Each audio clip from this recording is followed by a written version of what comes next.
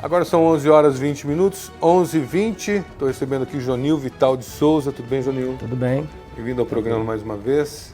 Tranquilo. Prazer te receber aqui. Você sofre de FOMO? Não, a princípio não. A princípio não sei o que é o FOMO. Não sabe o que é o FOMO? Não. Pois é, FOMO é muito tempo gasto nas redes sociais, ansiedade quando não os acessa, pode ser sinais de FOMO. Quando a pessoa acessa demais e tem ansiedade quando não está acessando, pode ser sinal de FOMO, que é a expressão em inglês que significa dependência do mundo online. Olha que loucura isso. Cada vez mais frequente. Cada vez mais frequente. Vamos assistir a reportagem? Vamos. Vamos assistir a reportagem e a gente volta comentando. Passeio pelas fotos é o suficiente para ver rostos e corpos perfeitos. Viajar por lugares cinematográficos. Assim é o mundo do Instagram, permeado por postagens com experiências incríveis. Pelo menos é o que as imagens mostram.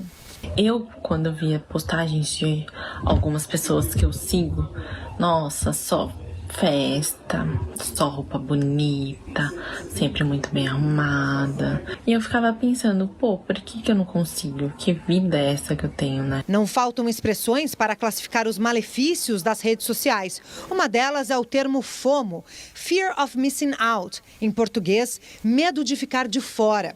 Alguns sintomas para identificar o comportamento são estresse, falta de foco e horas conectadas às redes. A popstar Madonna, com mais de 15 milhões de seguidores, criticou o efeito das redes na saúde dos mais jovens. Em entrevista a um jornal inglês no ano passado, a cantora disse que o Instagram é pensado para as pessoas se sentirem mal. E completou: você se pega se comparando com os outros. Devo ser assim, agir assim. As pessoas se tornam escravas da aprovação do outro. Foi o que aconteceu com a Beatriz, que fez terapia para lidar melhor com as mídias sociais. E a terapia me ajudou muito a entender isso. A postagem não é a vida da pessoa. A postagem é um momento da vida da pessoa. Da mesma forma que nós temos momentos ruins, a pessoa também tem momentos ruins. E tá tudo bem. A ciência explica por que gastamos tanto tempo nas redes sociais. Elas nos trazem satisfação imediata. Segundo os neurocientistas, ganhar likes, comer chocolate ou ganhar dinheiro ativam a mesma área do cérebro. A sensação é momentânea e por isso queremos mais e mais. Uma forma de controlar isso é usar a tecnologia como recurso e não como uma ferramenta prioritária para fazer tudo na vida. Esses aplicativos, eles não estão muito preocupados com a nossa saúde. Eles querem que você tenha o máximo de engajamento. E como eles são atualizados a cada 24 horas, eu não sei direito contra o que eu estou me protegendo, contra o que eu estou lutando. Então, procure fazer atividades que sejam mandatoriamente Você vê que loucura, hein? E não sei se você percebeu no rodapé da matéria, essa matéria foi exibida ontem no Jornal da Cultura. Começou com 61 pessoas, haviam morrido desde que o jornal tinha começado, desde que o jornal havia começado, e ao longo da matéria subiu para 64. Então você vê que durante essa reportagem que você assistiu aí, 4 pessoas morreram no Brasil. Os números são terríveis. Eu estou aqui com o Jonil Vital de Souza, que é economista, para a gente falar um pouquinho mais sobre esse tema. Bom, primeiro que essa dependência de redes sociais aí está bem complicada também, né? Infelizmente, eu, por exemplo, eu não tenho apenas o WhatsApp, os demais não. Mas realmente a pessoa perde foco. Você não tem Instagram? Não tenho Instagram, não tenho Facebook, não faço utilização disso. Você não tem Facebook? Não tenho. Consegui passar, por enquanto, sem utilização. Filma ele aqui, produção. Close nele. Ele não tem Facebook. Não tenho. E não está fazendo falta? Não faz falta. E ainda assim você gasta bastante tempo consultando o celular, com WhatsApp, com notícias, etc. Então a gente fica o tempo inteiro conectado, a mente fica o tempo inteiro ligada. E às vezes a gente precisa meditar um pouquinho, desconectar das coisas. Não que você vai ignorar o que está acontecendo, mas ficar permanentemente ligado é como se fosse um eletrodoméstico. Você deixa ele totalmente ligado, ele vai esquentar demais e acaba queimando. Jonil, agora o que queima mesmo é a cachola do comerciante, né? Porque primeiro ele tem um decreto municipal, daí o decreto municipal é derrubado pela justiça, e ele tem que seguir o decreto estadual que é mais restritivo. Na sua opinião, qual seria o prejuízo de um e de outro para a nossa sociedade, mas os dois trariam prejuízo com certeza? Evidentemente que a sociedade, aí, tanto a população quanto o governo, a gente tem que estar atento ao que está acontecendo. Infelizmente, a situação crescente de mortes é uma situação que incomoda a todos. Tem que se tomar alguma decisão. Agora, você tem pró e tem contra. Evidentemente que o fechamento ele vai causar alguma repercussão, até porque nós estávamos numa recuperação ainda. Só para fazer um rápido retrospecto, o ano passado nós tivemos um fechamento muito mais forte, né? Foi praticamente lockdown. E nós temos acompanhamento de movimentação de faturamento das empresas, onde alguns setores simplesmente despencaram perto de zero o faturamento. É o exemplo de lojas de departamento, calçados e confecções, restaurantes foram bastante afetados com aquele fechamento. Essa recuperação foi acontecendo ao longo do ano passado, de forma que praticamente todos os setores recuperaram. Agora, mas como não houve, digamos assim, uma conscientização geral em termos de respeitar as normas, distanciamento, está aí claro para nós que os casos explodiram. Exemplo que você citou agora há pouco, durante uma reportagem de 3 minutos, 5 pessoas morreram. Então, medidas teriam que ser adotadas, né? Alguns setores, como é o caso, por exemplo, que apareceu na reportagem aí, bares, restaurantes, casas de bebida, distribuidores vão ser mais afetados, porque são empreendimentos que têm um funcionamento mais noturno. Os demais vão ter que se adequar no momento. Mas não há uma outra forma, a não ser que nós tenhamos uma aplicação maciça de vacina, que se pode ser feito agora. Então, nesse momento é necessário. Infelizmente, talvez a gente já ampliando uma consequência disso, você corre um risco de desempregar, o pessoal manda os garçons embora, que trabalham em restaurante, tudo isso é uma situação que tem que ser pensada. Então aí, nós partiríamos para uma segunda etapa, a necessidade de políticas de governo, políticas públicas de apoio para que as consequências não sejam tão graves em função desse fechamento. Há uma estimativa de que isso vai afetar 23 mil empregos diretos e 46 mil indiretos, é isso? As estatísticas variam, mas, por exemplo, uma cidade como Cuiabá, que tem uma movimentação noturna bastante grande, evidentemente que ela tem esse risco de desemprego, de afetar um segmento da população, né? Primeiro que você fecha as vagas de emprego do bar ou do restaurante, deixa de ter um faturamento, as pessoas que vão comprar lá não podem ir. Então isso aí tem consequências, mas agora realmente a questão da avaliação entre você ter alguma situação agora e provocar uma recuperação, ou se a gente vai continuar dessa forma e essa doença vai se perpetuando. Infelizmente é o que aconteceu. Nós tivemos uma queda e agora uma subida vertiginosa, né? Então aquela primeira onda ela teve consequências para empresas, para desemprego, e veio a segunda onda e a gente está analisando até que pode ter uma terceira onda, se a situação não for bem gerenciada, digamos. E a terceira onda seria já com as novas cepas, que seria bem pior, né? Exatamente, né? Porque está bem público já que pessoas que já tiveram têm uma segunda contaminação. O pior disso seria se as vacinas que já estão sendo tomadas já poderiam não produzir efeitos, digamos assim, de combater efetivamente a doença. Ou se corta ela abruptamente, né? A gente vê alguns exemplos, como aconteceu lá onde a doença nasceu, na China, onde realmente se cortou, que teve obediência ao lockdown, teve as consequências, mas já recuperou. Agora, talvez os meios remédios que a gente está utilizando, ele tenha a consequência de ir perpetuando a situação. Você já pegou o Covid? Não peguei, estou ileso ainda. Conhece pessoas que pegaram? Bastante. Tem um primo que estava na UTI, saiu da UTI ontem, vários amigos que faleceram, um colega de trabalho que trabalhava ao meu lado. Então, assim, de qualquer forma, já chegou próximo, né? E a gente torce e toma todas as cautelas para que isso não continue acontecendo, tirando a vida de pessoas que a gente gosta. De pessoas faleceram já que você conhecia? Sim. Um colega que trabalha comigo na mesa ao lado faleceu. O Juninho, lá do Bar de Gare, também eu conhecia ele, faleceu. O outro colega de trabalho faleceu ano passado. Né? Não tive parentes próximos ainda falecendo, mas, infelizmente, a gente sente a perda de pessoas próximas, né? Olha, viralizou ontem um empresário que foi para frente da sede do Ministério Público Estadual reclamar do que está acontecendo. Nós vamos trazer um vídeo agora para você. Cadê aqui?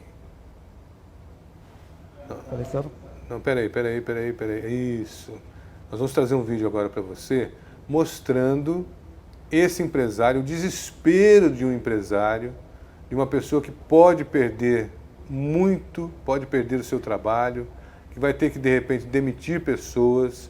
E aí ele começa falando sobre essa possibilidade, sobre as consequências, e ele faz um questionamento em relação ao Ministério Público, em relação aos demais poderes. Nós estamos até tentando encontrar esse empresário para convidá-lo para vir aqui ao programa, para a gente conversar um pouquinho mais, até se ele estiver nos assistindo.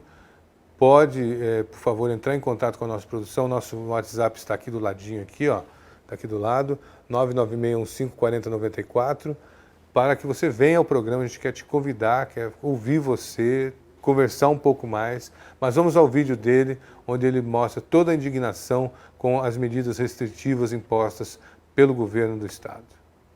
Para vir aqui ao programa, para a gente conversar um pouquinho pessoal. mais. Estou aqui em frente ao Ministério Público do Mato Grosso.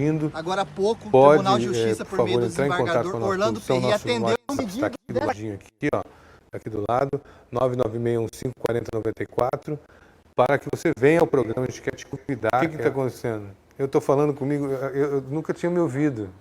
Fiquei assustado aqui agora. Tem como colocar só o empresário? Vamos ver. Boa tarde, pessoal. Estou aqui em frente ao Ministério Público do Mato Grosso. Agora há pouco, o Tribunal de Justiça, por meio do desembargador Orlando Perry, atendeu um pedido. Aqui do ladinho, aqui, ó, aqui do lado, 99615. Uma entrevista com o me corta aí. Corta o segundo eu aí. Eu vou continuar conversando com o Jonil aqui. E vocês, a hora que resolverem o problema aí do áudio, me dão um toque aqui. Jonil, quais os setores que serão mais afetados, na sua opinião? Alguns setores são afetados. Normalmente, assim, o pessoal de restaurante, distribuidores de bebidas, as atividades que têm um funcionamento mais noturno em função do toque de recolher.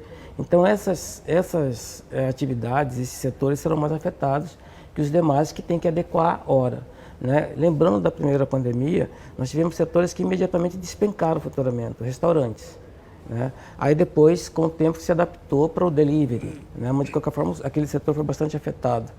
Boates, bares, esse setor realmente eles vão sofrer mais a consequência por conta da restrição de horário.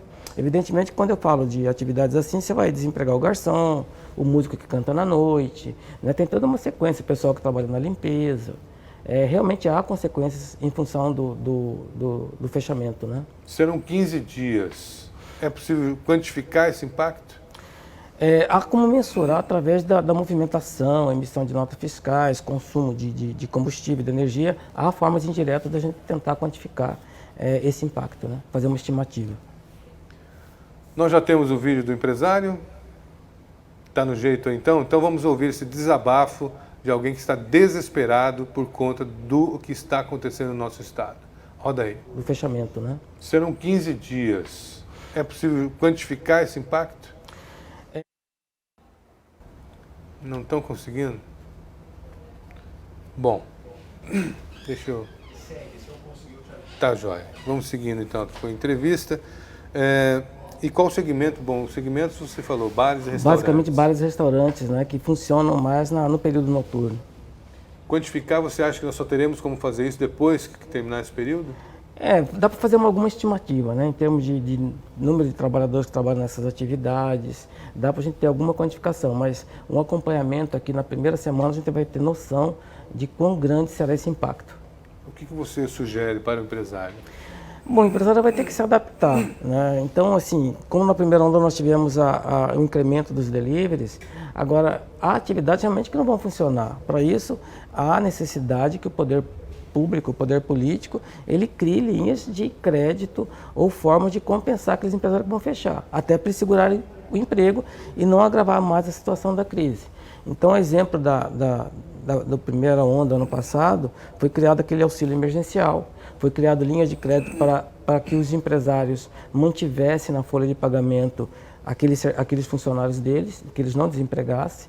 Então, essas medidas, o governo federal e também complementado pelos governos estaduais e municipais terão que retomar, né? Porque a gente entende realmente a pressão que o empresário tem do seu negócio, de deixar de ter um faturamento, sendo que ele vai continuar tendo custo com folha de pagamento, com energia, com conta de água que tem que chegar a fornecedores.